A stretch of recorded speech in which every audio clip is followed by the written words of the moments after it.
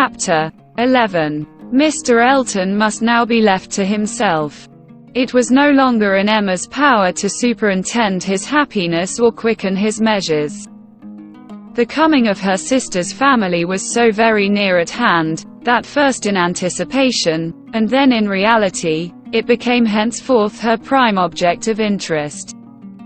And during the 10 days of their stay at Hartfield it was not to be expected, she did not herself expect, that anything beyond occasional, fortuitous assistance could be afforded by her to the lovers. They might advance rapidly if they would, however. They must advance somehow or other whether they would or no. She hardly wished to have more leisure for them. There are people who the more you do for them, the less they will do for themselves. Mr. and Mrs. John Knightley, from having been longer than usual absent from Surrey, were exciting of course rather more than the usual interest. Till this year, every long vacation since their marriage had been divided between Hartfield and Donwell Abbey. But all the holidays of this autumn had been given to sea bathing for the children, and it was therefore many months since they had been seen in a regular way by their Surrey connections, or seen at all by Mr. Woodhouse, who could not be induced to get so far as London, even for poor Isabella's sake, and who consequently was now most nervously and apprehensively happy in forestalling this too short visit. He thought much of the evils of the journey for her, and not a little of the fatigues of his own horses and coachman who were to bring some of the party the last half of the way, but his alarms were needless. The 16 miles being happily accomplished, and Mr. and Mrs. John Knightley, their 5 children, and a competent number of nursery maids, all reaching Hartfield in safety. The bustle and joy of such an arrival, the many to be talked to, welcomed, encouraged, and variously dispersed and disposed of, produced a noise and confusion which his nerves could not have borne under any other cause, nor have endured much longer even for this. But the ways of Hartfield and the feelings of her father were so respected by Mrs. John Knightley, that in spite of maternal solicitude for the immediate enjoyment of her little ones, and for their having instantly all the liberty and attendance, all the eating and drinking, and sleeping and playing, which they could possibly wish for, without the smallest delay, the children were never allowed to be long a disturbance to him, either in themselves or in any restless attendance on them. Mrs. John Knightley was a pretty, elegant little woman, of gentle, quiet manners, and a disposition remarkably amiable and affectionate, wrapped up in her family, a devoted wife, a doting mother, and so tenderly attached to her father and sister that, but for these higher ties, a warmer love might have seemed impossible. She could never see a fault in any of them. She was not a woman of strong understanding or any quickness. And with this resemblance of her father, she inherited also much of his constitution, was delicate in her own health, over careful of that of her children, had many fears and many nerves, and was as fond of her own Mr. Wingfield in town as her father could be of Mr. Perry. They were alike too, in a general benevolence of temper, and a strong habit of regard for every old acquaintance. Mr. John Knightley was a tall, gentlemanlike, and very clever man, rising in his profession, domestic, and respectable in his private character, but with reserved manners which prevented his being generally pleasing, and capable of being sometimes out of humour. He was not an ill-tempered man, not so often unreasonably cross as to deserve such a reproach, but his temper was not his great perfection, and, indeed, with such a worshipping wife, it was hardly possible that any natural defects in it should not be increased. The extreme sweetness of her temper must hurt his. He had all the clearness and quickness of mind which she wanted, and he could sometimes act an ungracious, or say a severe thing. He was not a great favorite with his fair sister-in-law. Nothing wrong in him escaped her. She was quick in feeling the little injuries to Isabella, which Isabella never felt herself. Perhaps she might have passed over more had his manners been flattering to Isabella's sister. But they were only those of a calmly kind brother and friend, without praise and without blindness. But hardly any degree of personal compliment could have made her regardless of that greatest fault of all in her eyes which he sometimes fell into: the want of respectful forbearance towards her father. There he had not always the patience that could have been wished.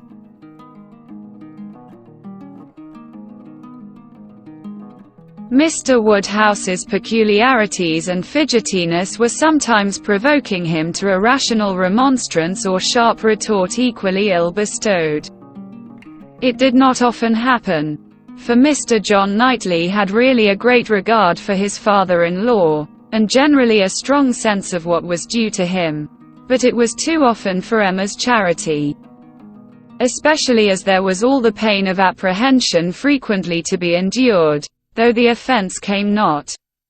The beginning, however, of every visit displayed none but the properest feelings. And this being of necessity so short might be hoped to pass away in unsullied cordiality. They had not been long seated and composed when Mr. Woodhouse, with a melancholy shake of the head and a sigh, called his daughter's attention to the sad change at Hartfield since she had been there last. "Ah, my dear," said he, "poor Miss Taylor. It is a grievous business." "Oh yes, sir," cried she with ready sympathy, "how you must miss her. And dear Emma, too. What a dreadful loss to you both. I have been so grieved for you. I could not imagine how you could possibly do without her. It is a sad change indeed. But I hope she is pretty well." "Sir, pretty well, my dear. I hope. Pretty well. I do not know but that the place agrees with her tolerably." Mr. John Knightley here asked Emma quietly whether there were any doubts of the heir of Randalls. "Oh, no, none in the least. I never saw Mrs. Weston better in my life, never looking so well. Papa is only speaking his own regret. Very much to the honor of both," was the handsome reply. "And do you see her, sir, tolerably often?" asked Isabella in the plaintive tone which just suited her father. Mr. Woodhouse hesitated. "Not near so often, my dear, as I could wish." "Oh, papa, we have missed seeing them but one entire day since they married. Either in the morning or evening of every day, excepting one, have we seen either Mr. Weston or Mrs. Weston, and generally both. Either at Randalls or here, and as you may suppose, Isabella, most frequently here. They are very, very kind in their visits. Mr. Weston is really as kind as herself. Papa, if you speak in that melancholy way, you will be giving Isabella a false idea of us all. Everybody must be aware that Miss Taylor must be missed, but everybody ought also to be assured that Mr. and Mrs. Weston do really prevent our missing her by any means to the extent we ourselves anticipated, which is the exact truth." "Just as it should be," said Mr. John Knightley. "And just as I hoped it was from your letters. Her wish of showing you attention could not be doubted, and his being a disengaged and social man makes it all easy. I have been always telling you, my love, that I had no idea of the change being so very material to Hartfield as you apprehended, and now you have Emma's account, I hope you will be satisfied." "Why, to be sure," said Mr.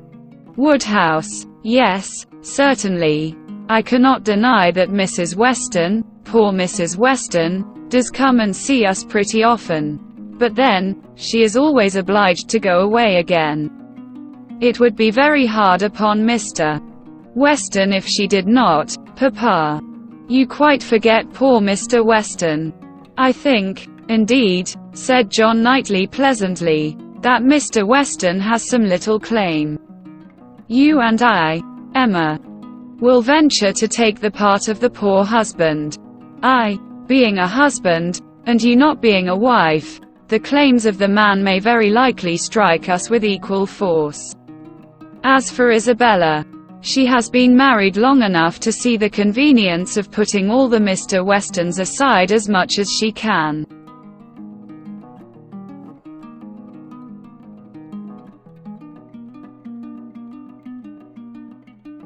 Me, my love, cried his wife, hearing and understanding only in part. Are you talking about me? I am sure nobody ought to be, or can be, a greater advocate for matrimony than I am. And if it had not been for the misery of her leaving Hartfield, I should never have thought of Miss Taylor but as the most fortunate woman in the world. And as to slighting Mr. Weston, that excellent Mr. Weston, I think there is nothing he does not deserve. I believe he is one of the very best-tempered men that ever existed. Excepting yourself and your brother, I do not know his equal for temper.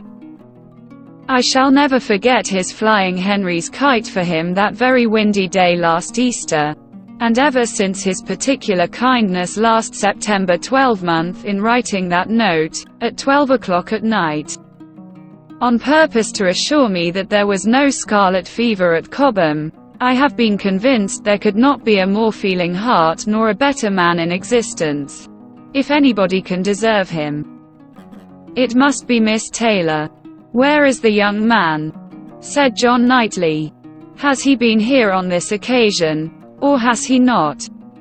He has not been here yet, replied Emma. There was a strong expectation of his coming soon after the marriage, but it ended in nothing, and I have not heard him mentioned lately. But you should tell them of the letter. My dear, said her father. He wrote a letter to poor Mrs. Weston, to congratulate her, and a very proper, handsome letter it was. She showed it to me. I thought it very well done of him indeed. Whether it was his own idea, you know, one cannot tell. He is but young, and his uncle, perhaps, my dear papa, he is 23. You forget how time passes. 23. Is he indeed? Well, I could not have thought it. And he was but 2 years old when he lost his poor mother. Well, time does fly indeed.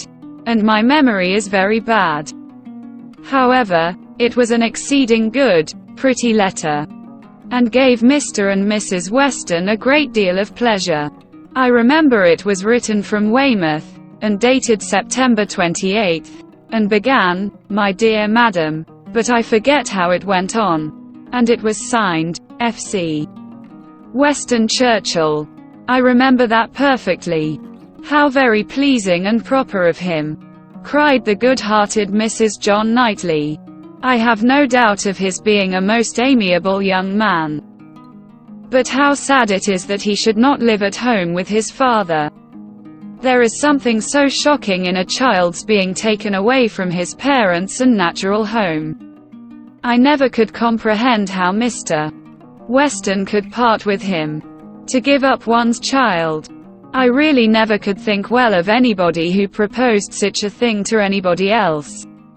Nobody ever did think well of the Churchills, I fancy, observed Mr. John Knightley coolly.